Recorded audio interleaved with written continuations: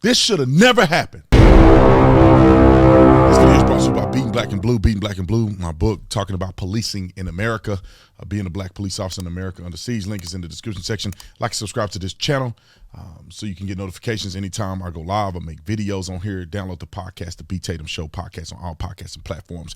Let's get into this. Ladies and gentlemen, this is a very, very, very upsetting situation for me. Not uniquely upsetting, because every time an officer loses his or her life in the line of duty protecting and serving, it affects me. Every situation that I read, it bothers me, especially because the way police officers are treated today, with no respect. People have no idea what cops are doing. They just bash on them all day. They have no protection and no support from the city council, no support from mayors of these big agencies like NYPD, no support, but they go out every freaking day and they put their lives on the line for people that don't give a flying flip. And they leave behind family members, they leave behind their children because they wanted to do what's right. Now, before I get too emotional and upset about this, I want you to watch the scenario that played out just, I think it was yesterday.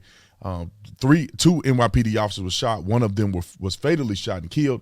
Let me let you hear the scenario from the news, and then we're going to break it down and talk about a lot of these things that bother me, and even my wife brought it up, and I'm going to talk to you guys about it. Roll the film. Well, David, as you mentioned, officers responding to a domestic violence call. It was a mother and son fighting in the first floor apartment just around the corner here from Harlem Hospital. This wasn't the first time cops were called to this apartment. Okay. I said I wasn't going to stop. If you don't like me stopping, then I'll play the full video. You can just watch that instead of this one. I have to say this to interject, because domestic violence calls are the most dangerous calls that police officers can go to, hands down. The most unpredictable, dangerous call.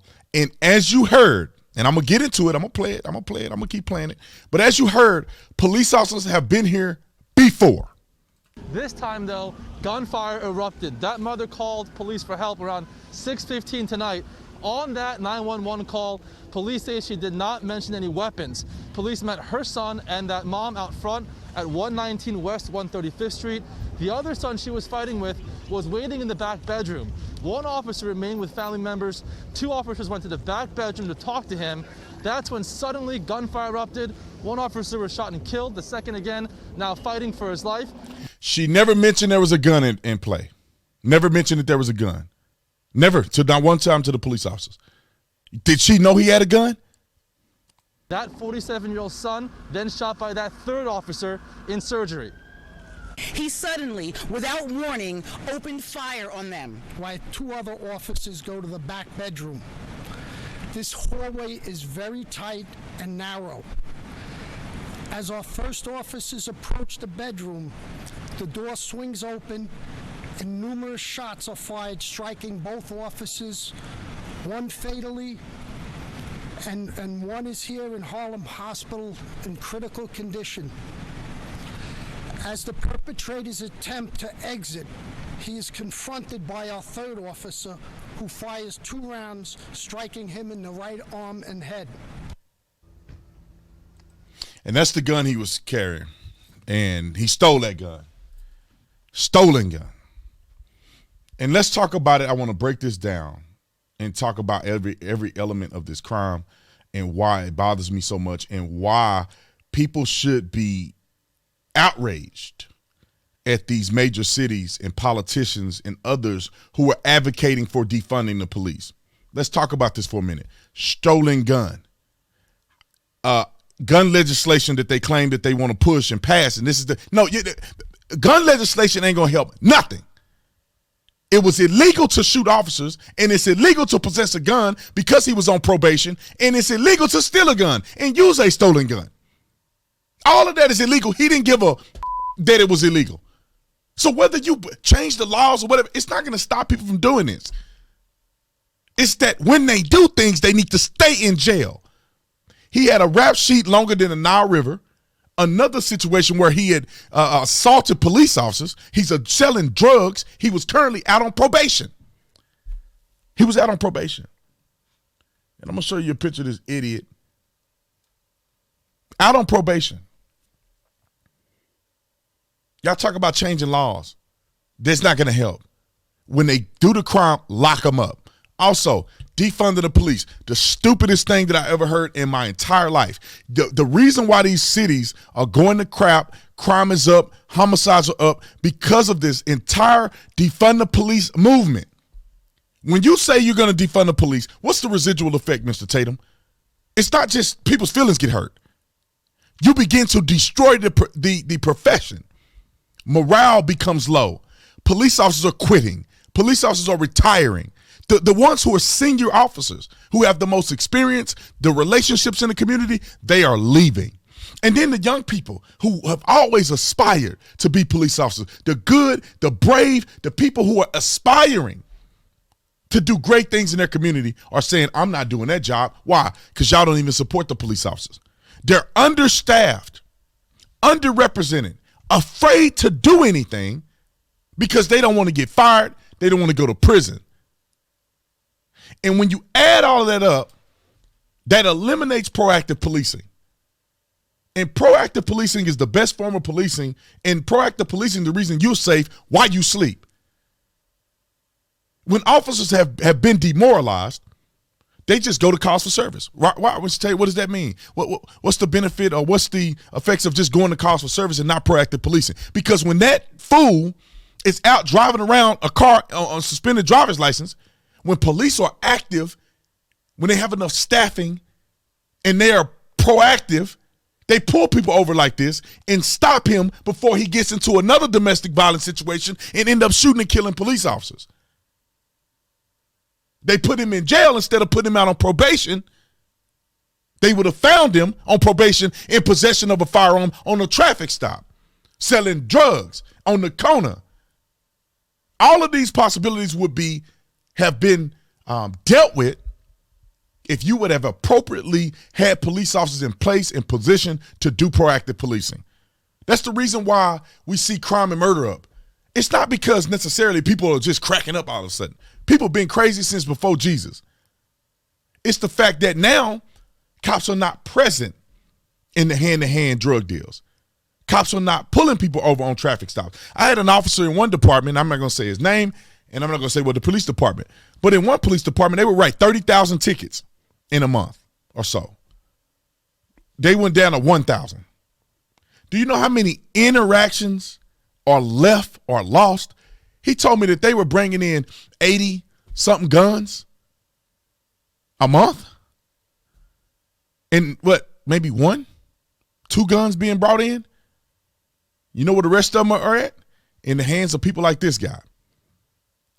Because police officers can't go out and do their job. And it sounds cute. It sounds sexy to say, defund the police. But this is the residual reality. Why are cops getting killed more often? These people are becoming emboldened. There's not enough cops to respond. These criminals are running rampant. And then you want to do bail reform. Yeah. His offense, you know what his offense was on probation? Drug offense. Yeah, but drugs ain't the only thing that people like this do. They're killers. They just got caught for selling drugs. They just got caught for having dope on them. But they're doing stuff all day, 24 hours a day, 7 days a week. How do you know, Brandon? Because I had family members that do stuff like this. And then they sell drugs, get arrested, go to prison, and then they shoot people. It's been in them to shoot people for a whole time. That's why you have to be punitive towards individuals who are brazen enough to be in a dope game. Brazen enough to get caught 1 or 2 times with a firearm in their possession illegally. But don't listen to Brandon. Have prison reform and bail reform, because they need a second chance to go out there and commit crimes. They need a second chance. You listen. Everybody know you should not be legally in possession of a stolen gun. Everybody know you shouldn't be selling drugs.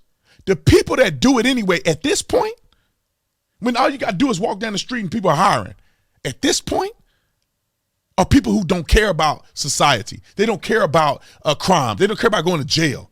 They don't care about police. They don't care about you. They don't even care about themselves. Domestic violence with his mama and his family. She know he crazy. She know he's strapped, but she don't tell the police. But she want them to come help her. They don't tell the police, and they go in there to save her, and they get shot and killed when they could have been warned. He should have been in jail. But she let him come back time and time again. Know he got a gun. Would you sneak that gun? You sneak that gun in her house. No. Oh, it bothers me, y'all. It bothers me. It is out of control. Defunding the police have created a monster like this. And all these politicians, who's going to come out and show respect for that officer that has lost his life? Who's going to come out and say anything about him? Not the Democrats. Just pay attention to this. Democrats won't have it. CNN probably won't even have it playing. Because why? The suspect is a black man that murdered another man. And when you see these situations, more times than not, they look like this. But no, don't bring Tatum. You hate your own people. You just want to talk. But no, somebody explain why our brothers are doing heinous crimes like this against police officers. And instead of him being in the community like the man he killed, he out selling dope. And y'all support that. And if the cops would have shot him in the bedroom instead of him killing the cops, he'd be a god like George Floyd. They'd be putting him up on pedestal. He will be the new black god like George Floyd if he hadn't killed the officers first. Y'all know I'm not lying. It bothers me. Yeah, I wish it was more I can do. But they played us to the left. They've demonized our heroes. And now look at them getting killed for no reason. It ain't just a day in a job for somebody. He had a family. That police officer had a family. He had a family. Take that thug off the scene. I hope God deal with him. That man had a family. Try to find a picture of him. Young man had a family. Him and the other officer had families. Violence call. And I can't find the thing. I wish I could show their faces so you could see somebody other than this coward. They had families, man. And they've been taken from us way too soon. And these politicians and people just talking and saying what they're supposed to say, but they're not going to do nothing to help these officers. And it irritates me to no end that we are still dealing with this stuff in 2022. They care more about the criminals than they do the victims. Let's have victim reform. Let's start putting these people away for longer time periods, and they won't get out and victimize people because they'll be in the prison system. They're always looking for ways to help thugs out. Hug a thug week. Now, what about the victims of this thug? They matter too. Instead of you trying to find ways to get these people out of jail, find ways to keep them in jail. So that the people who want to live free and not be out here doing stupid stuff and violence can live peacefully and not have to worry about this fool on probation out here with a drum on a handgun shooting people and getting into domestic violence. And I'm going to say this and I'm done. It bothers me when it comes to domestic violence because people put these cops in a bad position because they enable this behavior. You're enabling this behavior. And this is a situation between mama and dad, mama and son. But most of these other situations are a boyfriend, girlfriend. And they always look at the woman as the victim. Yeah, in this situation, she's the victim, but she's a victim enabler. Once he slapped you the first time, you should be gone. I don't want to hear about, but the psychological effects of abusive. No, I don't want to hear that. Because if you want to claim there's a psychological effect of abusive behavior that makes her stay, what about the reason why he's doing it in the first place? If you want to say her psyche is messed up and she's susceptible, he's susceptible to violence towards people because he probably was abused. You want to go down that path? No, you don't want to go down that path. You just want to pick a side and say she's the victim. No, she's enabling. She's creating this monster. When a man slaps you the first time, you walk away. You leave. Oh, I got kids. Leave with your kids. Oh, or don't. And let them slap you upside the head again. I'm going to give you an example. And this is not everybody, but this is the majority of the things I've seen as a police officer. Let me give you a scenario. Go to the call. Woman's been knocked unconscious. She literally had a knot on her head this big. Looked like a cartoon character. Knocked her out with her grandson in her hand. She gets knocked out. The grandson is crying, laying on top of her as she's knocked out. She comes to, calls the police. I take the call. I check on her, make sure she's okay, get the suspect description. I follow up with her at the hospital because she had to be transported. I follow up with her to go see if she's okay, make sure everything is good, and make sure nobody waiting outside the hospital for her. What do you know? Her new boyfriend and the dude that just knocked her unconscious, or her old boyfriend and the dude that just knocked her unconscious, arguing in the parking lot. What happens, Brandon? I identify him. He flees. I follow him by myself. Get him in the corner. End up getting some police officers around. He hang his hands out the window and do that old coward. Talking about, I'm a black man, don't shoot me, I'm a black man, unarmed. You wasn't unarmed when you punched that girl in the head. He goes to jail. In possession, well, we didn't find a gun on him, but she said he was carrying a gun. If he had the gun, he'd be illegally in possession of a firearm as a convicted felon. Riding around, suspended driver's license. He get out. I come back 2 days later, he at her house again. He at her house. They let him out. He at her house. They a family again. And you know what's sad? Is because when her daughter called, when we called her daughter to notify her that your mama been knocked out with your kid in her arm, she said, oh, was it James? Whatever his name is. She said, was it James? Like they didn't even care. It wasn't shocking. They know their mama do this all the time. Enabling. That man was in jail. She didn't have to let him back in the house. He was in jail. He had not only put her life in danger, put her grandson's life in danger. He was in jail. He had no right to come back to her house. He had a restraining order against him. She let him back in. I went up there and I told her, or I told him, I saw him walking out. I said, I'm gonna bust you when I get a chance. Watch me. You leave this house, see you get in that car, I'm gonna arrest you. Driving on suspended driver's license. As soon as if I see you leave here in that car, I'm taking you to jail. I'm gonna get you. I'm gonna find you and I'm gonna get you. You beat that woman up and you wrong. You let me catch you with a warrant, I'm taking you to jail. I'm gonna come by here every day and make sure you don't get in that car with a suspended driving license. Because if I catch you, I'm taking you to jail. I used to talk to people who keep it real. You a coward for hitting that woman like that. You a coward for hitting that woman like that. Let me come back through here. I catch you in that car, you going to jail. But anyway, this stuff happens all too often. Sick of it, tired of it. I wish things would change. I'm gonna find this police officer's family, and if I can find their family, verified or whatever, they need support from us, we'll crowdfund, we'll donate money to help his family, like we did all the other officers that we did in 2020. But anyway, I love you guys. Appreciate you. Subscribe to the channel, whatever. Get the book, Beating Black and Blue. This explains everything that I'm talking about. All the stuff that I'm talking about is in this book. See y'all in the next one. I'm out.